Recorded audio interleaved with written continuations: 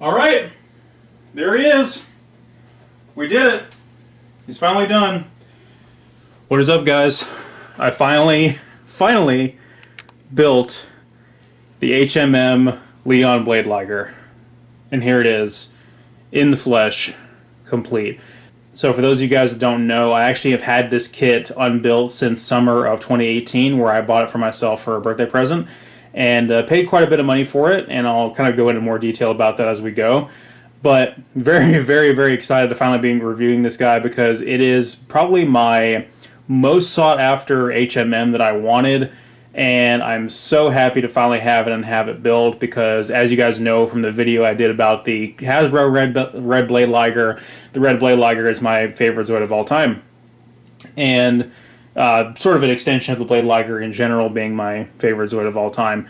And I've done plenty of Blade Liger reviews. I did a review of the original Takara Tomy motorized blue one. I did a review of the red Hasbro one. I did a review of the Kotobukiya high-end master model Van Blade Liger, which is blue. I did a review of the motorized Takara Tomy Blade Liger Shadow Impact, and the Revoltech Blade Liger Mirage articulated figure as well. So I've done a lot of Blade Liger reviews.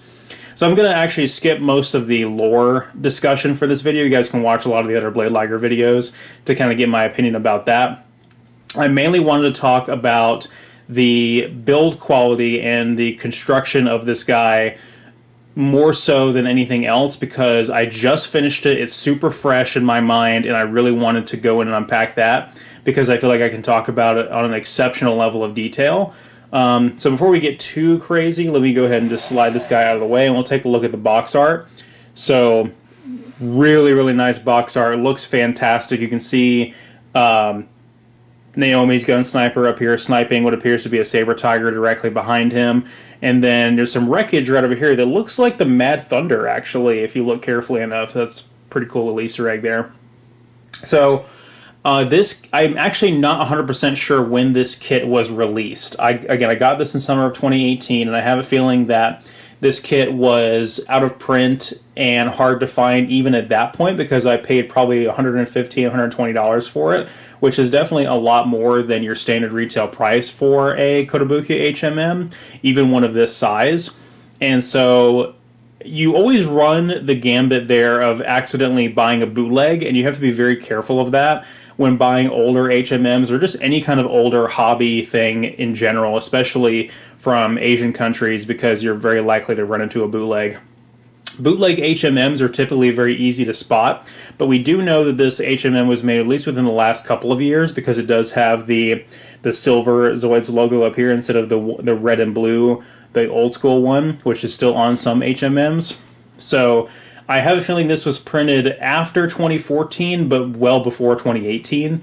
And so I did pay a bit of a premium for it, but I'm totally okay with that, because I really wanted to have it. So I got it off of an Amazon reseller, and I'd pay the price for it, but I'm totally happy with that.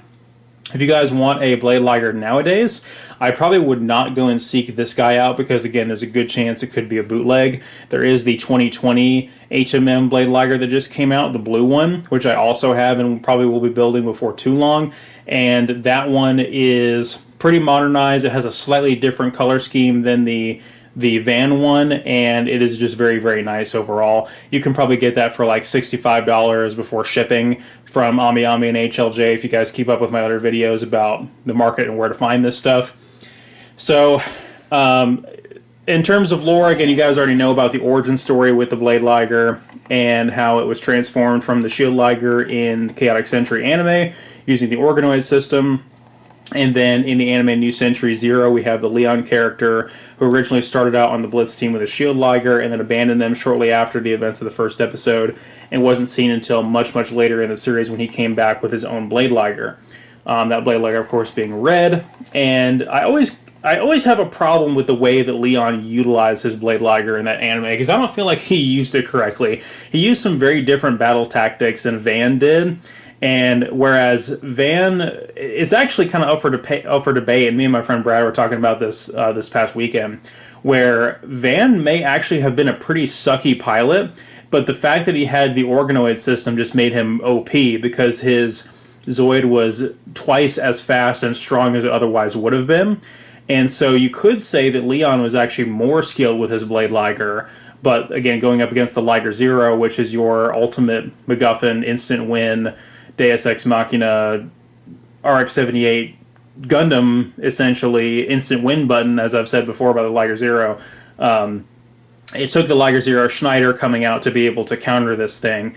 Another thing worth noting is that even though the model kit here comes complete with attack boosters, that's what Blade Liger AB means. If you look at the box there, it says Blade Liger AB. You'll see that on all the online listings for these. You'll see that on the box. You'll see that in the Zoids Versus games. When you see Blade Liger AB, it means Blade Liger with attack boosters. And the Leon did not have attack boosters on his Blade Liger in the anime, and never did. Whereas Van had attack boosters briefly on his Blade Liger, but I guess he just kind of abandoned them. I think the attack boosters are way more useful in the battle story and in the Zoids Versus trilogy video games than they were in the anime. The attack boosters are highly underutilized, but now it's like I can't picture a Blade Liger without them. I think the Blade Liger is really complete when you give it the attack boosters, in my opinion now. So I just love the way it completes the look of it and just how powerful they are. And you can see on the model kit they flip forward on the box there, and you can use them as weapons, which is also true in the Zoids Versus trilogy. So on the model kit itself, so I really wanted to talk about this guy. Let's quickly do a side-by-side comparison with the blue one. So I'm going to quickly take the stand out of the way. We're going to set you down. If you guys remember the review that I did of this guy, the side-by-side comparison with the Takara Tomy motorized Blade Liger, I gave the HMM Blade Liger a very raw deal. I gave it a very hard time in that video.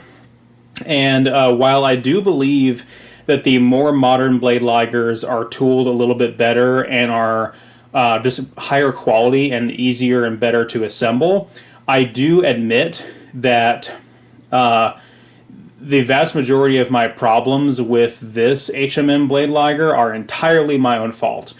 And you can, if you look closely enough, you can honestly see where the problem is. I mean, there you can see some of the nubs on there. The fact of the matter is, I was just a novice model builder when I built this thing, and it was way out of my skill level when I built it. And so I just built it wrong.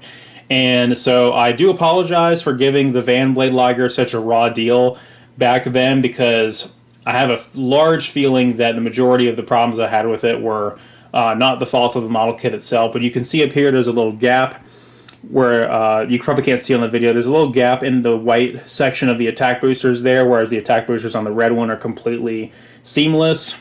The big noticeable one here is the gap on the nose there. So clearly I did not cut a piece cleanly enough to where the face could fit together, whereas I did do that on the Leon one.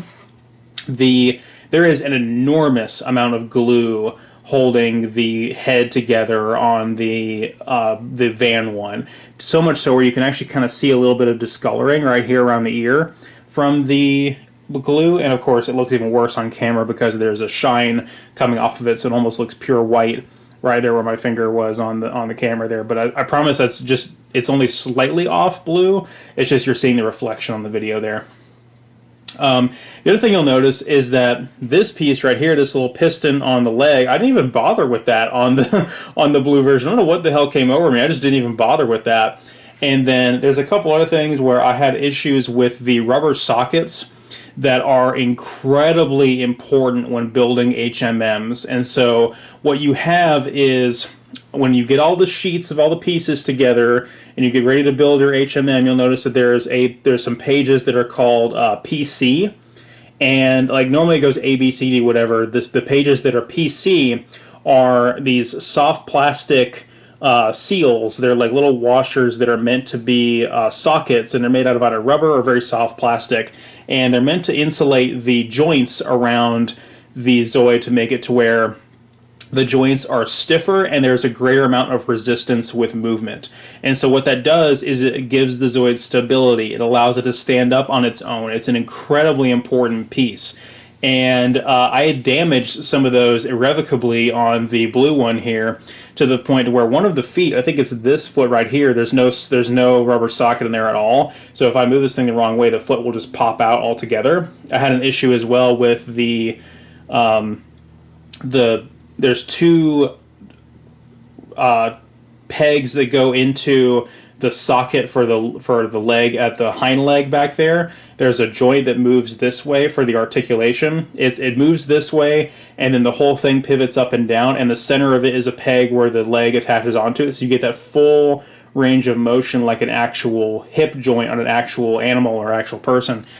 And the pegs that hold that whole assembly into the body of it itself were not holding. And so just for this video, the first thing I did with my building setup before I built this guy was go back and fix some things on this one, which mainly involved glue.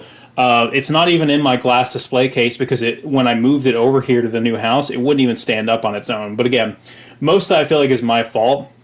The undercarriage down here as well, where the twin barrel shock cannon is, the whole assembly to the undercarriage would just repeatedly fall off. One of the blades would fall off. It was just an absolute nightmare. And the other thing I think that is superior about the red one as well is the color scheme, not just because I like red better than blue, because the blue is a little bit softer on the eyes, but specifically the fangs, the blades, and the feet.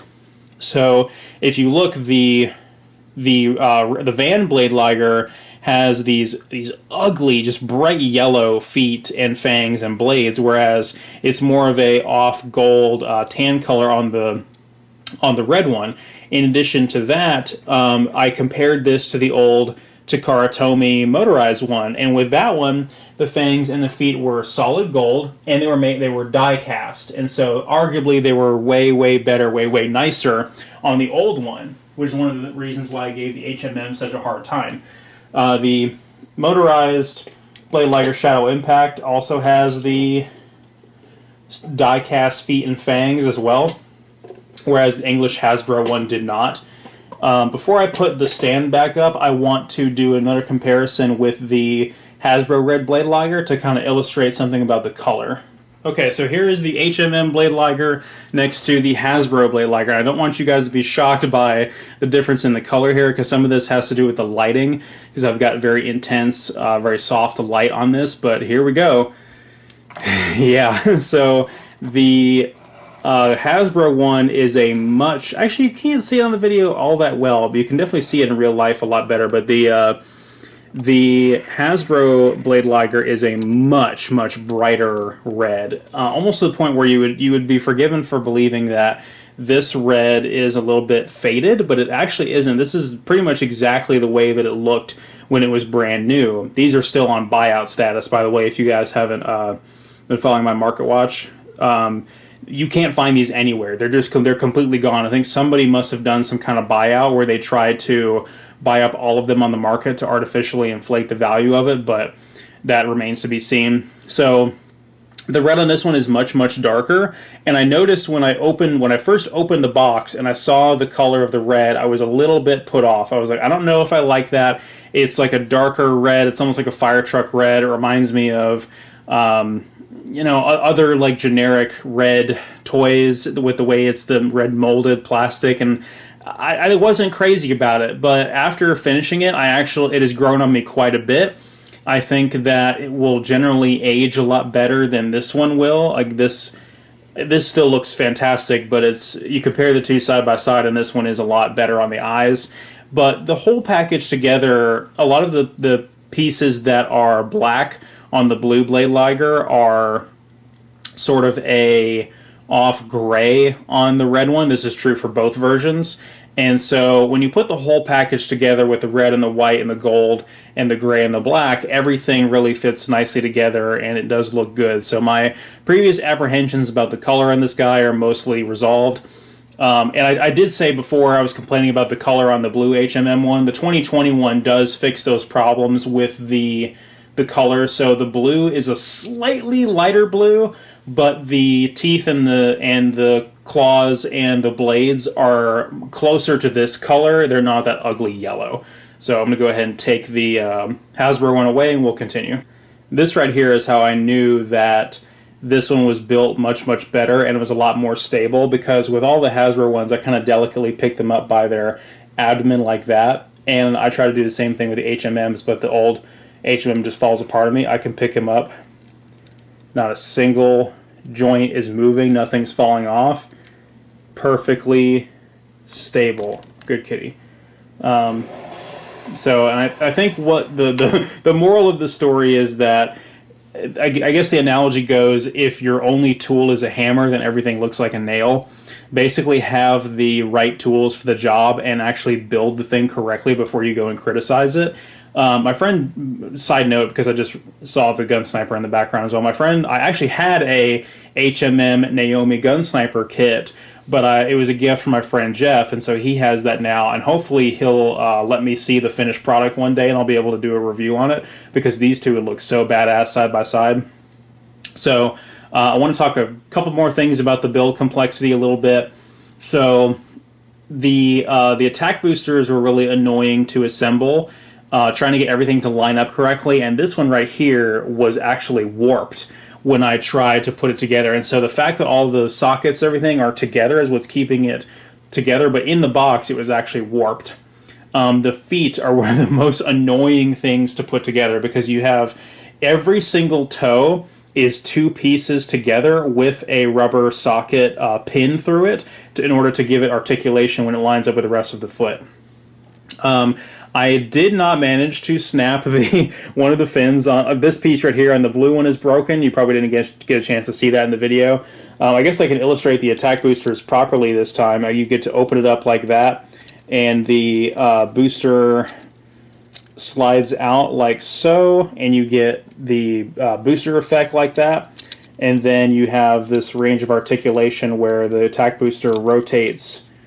And I guess there's additional articulation up there too. So it rotates forward like that. And then in the video game, that's really all that it does. But they went one step further with the HMM and made it to where this part slides out as well, if I can even do it. Yeah, it's very stiff, which is good. So it slides out, and that gives us the visual on the box there with the attack boosters actually firing. I'm going to attempt to show the blades fully deployed. Let's see if anything falls off as a result of me doing this. I'm very nervous about it, even though I should trust my building a lot more. Another thing to note as well is that putting on the legs was a huge pain in the ass, and that was because again, the little peg on there that fits into the rubber socket, it has to fit in like all the way, and once it does, and you feel it kind of snap, then you have that snug connection there. So we're just going to attempt to rotate these out. Again, these are sort of on the hinge in there sort of pivots out like that, so it doesn't just flap open. It kind of goes. It's very hard to illustrate, but it sort of pivots out. We'll move the blades up a little bit. We will bring these suckers down. Okay, there we go. That looks pretty badass. So the pin, the piston in there is attached to. It has like a two-part system with like an actual piston, and it has one of the rubber socket things as well, so it's very, very stiff, which is good. But actually this one just came off because these pins right here are not strong enough to hold up the weight of the rest of the piece when it's laying down like that, and so it just fell off. So there might be some good use for some glue right there, but other than that, very, very stable. Could not complain. I had the leg pop off while doing that because of exactly what I talked about, where it's got to fit on those rubber sockets very precisely. So I'm about to run out of battery life and hard drive space, so we'll sum this up really quick. There's one quick thing I wanted to show off, and that is the fact that this one does actually include a Leon pilot minifigure in there. You can kind of see that, and then there's the generic one behind him there. Apparently the actual character minifigs are very highly sought out among the collectors, with apparently the Raven and Shadow ones from the old Raven Genosaur or Genobreaker are very, very expensive. So Pretty happy to have that. It also comes with another one that's standing up. And another weird thing too is there was a lot of spare parts with this thing that I didn't end up using, and it came with the instruction booklet for both the blue Van Blade Liger and this one.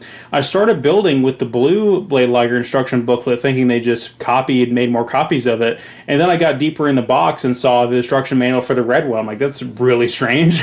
Why give me two instruction manuals? But anyway, next review is going to be the Bazoo tile, or Bazoodle, from Zoids Wild Zero, and I will see you guys next time.